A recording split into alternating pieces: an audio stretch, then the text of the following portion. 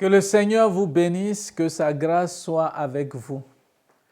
Toujours nous sommes dans l'accomplissement du mandat divin qui va nous permettre de mobiliser toutes nos églises, tous nos ouvriers pour que nous puissions accomplir ce mandat en étant des disciples, mais des disciples aussi qui vont se reproduire, qui vont devenir, après avoir été formés, qui vont devenir des leaders, desquels leaders demain seront utiles pour répandre l'évangile, implanter des églises. Et comme on vous l'a dit, la meilleure façon d'évangéliser, c'est implanter des églises. Et nous avons souligné que cette affaire était une affaire de tout le monde, une affaire dans laquelle chaque membre de l'église devait être impliqué. Nous avons parlé un peu du noyau et aujourd'hui nous parlerons un peu de la cave, de la cellule. Et j'avais dit un peu par rapport au noyau que les gens devaient travailler en petits groupes et dans ces petits groupes, ils allaient savoir qu'est-ce que le responsable du noyau, le responsable, celui qui trouve le noyau, qu'est-ce qu'il fait, quelle est sa relation avec eux. Ça, c'est les enseignements de façon pratique que vous allez voir. Et puis, qu'est-ce que les membres du noyau sont appelés à faire? Tout ça, c'est des choses qui vous seront définies dans les détails. Donc, aujourd'hui, nous allons parler de la cave. On entend par cave, cellule à vocation église. Mais qu'est-ce qu'une cellule? La cellule, c'est l'unité de base de la vie qui constitue tout organisme animal, végétal. Et le corps humain est composé de plusieurs cellules. Donc ici, dans la définition, on dit l'unité de base de la vie qui constitue tout organisme. De la même manière, la cellule, dans la vie, la cellule de l'Église est l'unité de base qui constitue de la vie de l'Église qui va être implantée. C'est par là qu'on commence. Mais ceux qui vont faire ce travail-là, c'est le maître qui a trouvé ce noyau-là, les gens avec qui ils vont travailler, qui travailleront pour mettre en place cette cellule. Et c'est cette cellule que nous avons appelée, puisqu'il y a différents types de cellules. Dans notre cas aujourd'hui, nous parlerons de la cellule à vocation église. C'est cette cellule-là que nous appelons cave. Elle est une cellule qui peut être composée de 12 personnes. Le responsable qui a trouvé, parmi ces disciples, il a trouvé les 12 personnes qu'il a évangélisées, qui sont devenues des disciples qu'il encadre. Parmi ces 12 personnes-là, ou 15 personnes, il va trouver les 3 personnes. C'est ces 3 personnes-là qui sont son noyau, ceux avec qui il va travailler. C'est avec eux qu'il va voir comment il rend visite, comment il prie pour les gens. Ce sont ceux-là qui vont voir comment il fait le travail. Et ils vont le voir faire le travail. Ils vont voir comment il fait, comment il rend visite, comment il prie pour les gens. Parce que demain, là, ils sont appelés pour les autres leaders qui vont être trouvés à faire la même chose. Donc, ils seront dans une phase d'observation. Et pendant qu'ils font les cellules, en même temps, c'est une phase pour eux d'apprendre, une phase d'apprentissage. Et donc, quand cette cellule cave est déjà trouvée, parce que, comme on avait dit dans la prière, vous devez trouver un homme de paix. Pour cet homme de paix, c'est lui qui va ouvrir sa maison pour que la cellule puisse commencer. Donc, vous irez là-bas et vous commencez la cellule.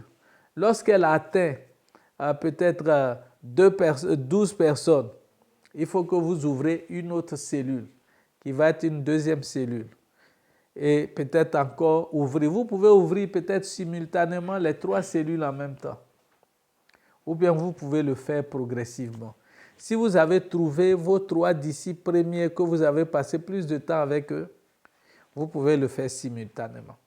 Si tel n'est pas le cas, vous faites la première cellule où ceux-là, le noyau, vous voit comment vous faites le travail. Vous faites la deuxième, et vous voit aussi comment vous faites le travail. La troisième, il vous voit. Mais ce noyau-là, c'est eux qui seront établis sur ces différentes cellules. Et ces cellules, plus tard, vont travailler dans une phase de croissance jusqu'à ce que ces cellules-là puissent se multiplier.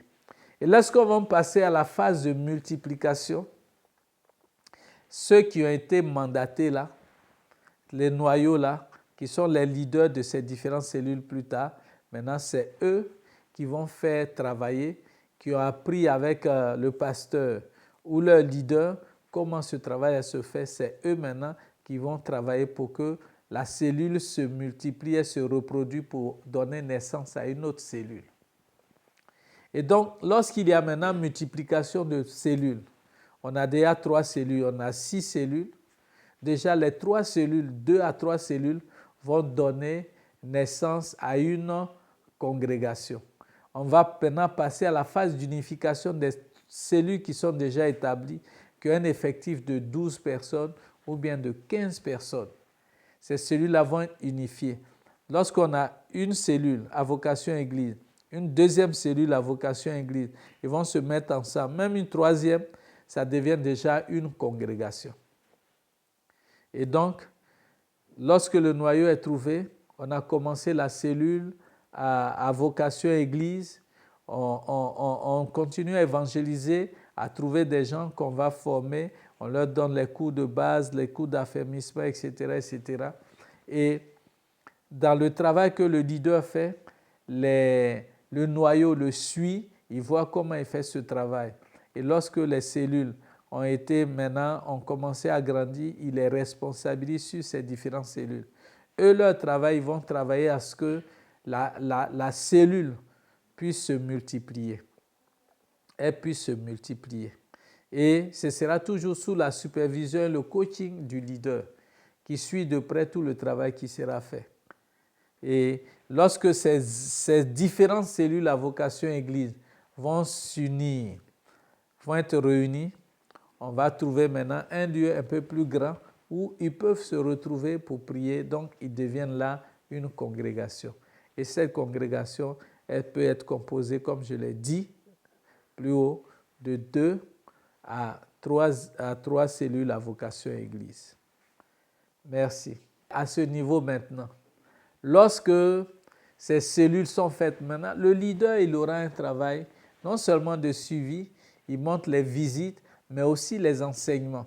C'est lui qui va donner les enseignements ou les cours qui vont donner dans ces cellules, les cours d'affermissement, les cours de base, que ce soit les cours de baptême et tout ça, pour que effectivement on arrive à là. Et là, il y a des modules qui sont préparés à cet effet pour accompagner. Donc, nous n'entrerons pas dans les détails par rapport à ça, mais lors des ateliers, quand ils vont voir, ils peuvent poser des questions. Comment est-ce que effectivement ces cellules vont fonctionner?